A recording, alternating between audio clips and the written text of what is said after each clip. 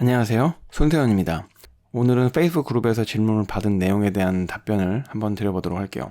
페이스북 그룹에서 이준성 님이 지금 외곽선 넣는 방법을 어떻게 하느냐라고 질문을 주셨어요. 요런 외곽선이거든요. 근데 조금 더 잘 보이게 하기 위해서 스크린샷을 따로 찍었거든요. 요런 외곽선이에요. 글씨가 이렇게 있고 글씨 밖에 외곽선이 좀 있고 그리고 다시 하나 외곽선이 있어요. 근데 이렇게 완벽하게 똑같이는 잘 안 되는데 좀 비슷하게는 가능하더라고요. 그래서 그 방법을 한번 알아보도록 할게요. 그래서 저는 사실은 처음에 이렇게 만들었어요.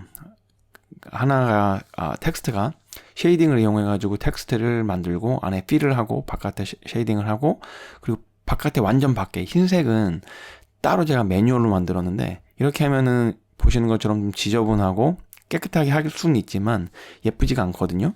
그리고 시간도 오래 걸리고요.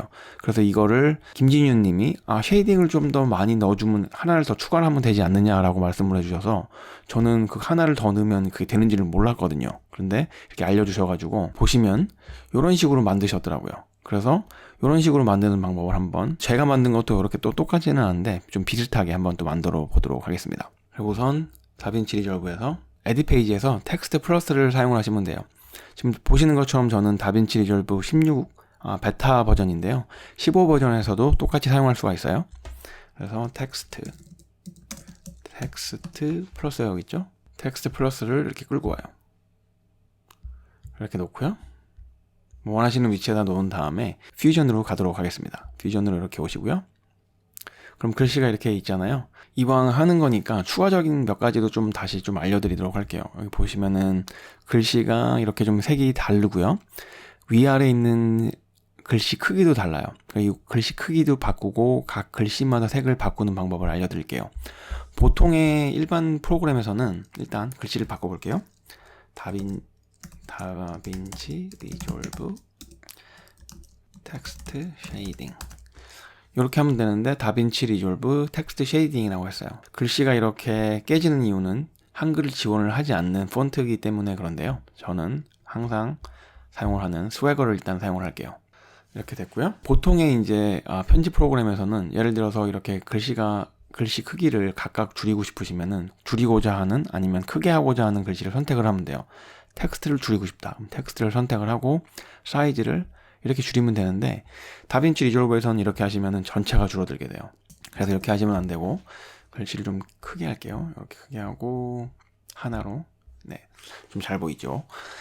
이렇게 하면 안 되기 때문에 그 하는 방법을 알려드릴게요. 우선은 이렇게 오른쪽 마우스 여기서 이 바탕화면에 대고 오른쪽 마우스를 누르고 캐릭터 레벨 스타일링을 하는 거예요. 그러면 여기 modifiers,가 활성화가 됩니다. modifiers,에 오셔가지고 필요한 글씨 예를 들면은 텍스트를 이렇게 선택을 해주세요. 그러면은 선택이 되면은 보이려나 모르겠지만 이렇게 녹색으로 하나씩 이렇게 뭐가 잡히게 되거든요. 지금 선택이 됐다는 얘기예요. 그리고 나서 만약에 색을 변경을 하시고 싶으시다. 그럼 쉐이딩에서 변경을 하시면 되고 사이즈를 줄이고 싶으시면 지금처럼 사이즈를 이렇게 줄이면 됩니다. 그러면은 일단 각 단어 줄이는 방법은 알려드렸어요. 그리고 나서 이번에는 다시 한번 원래 자료를 참고를 해보면 글씨 자간이 이렇게 다 좀 붙어 있거든요. 그래서 자간과 라인 스페이싱을 줄여보도록 할게요. 다시 툴로 돌아오셔가지고 자간인 트래킹을 이렇게 좀 줄이고요. 그리고 라인 스페이싱 줄간도 이렇게 좀 줄이도록 할게요. 이렇게 됐어요. 그런 다음에는 이제 쉐이딩에 오시면 돼요. 그러면 이제 쉐이딩을 한번 알아볼게요. 여기서 쉐이딩에서 지금 보면은 쉐이딩 엘레먼트가 첫 번째 하나가 선택이 되어져 있죠. 첫 번째는 어피어런스를 그냥 필로 놔둘 거예요. 저는 이렇게 놔두면은 흰색 글씨가 이렇게 되겠죠. 그런 다음에 하나를 더 추가를 할 거예요. 2번을 두 번째 엘레먼트를 선택을 하고 활성화를 시켜줘요. 엘레먼트를 하시고요. 그러면은 지금 보시는 것처럼 붉은색으로 이렇게 쉐이딩이 아웃라인이 잡힌 게 보실 수가 있어요. 이 부분을 조금 약간 두껍게 해볼게요. 이렇게 두껍게 하고요. 그런 다음에 하나를 더 추가를 할게요.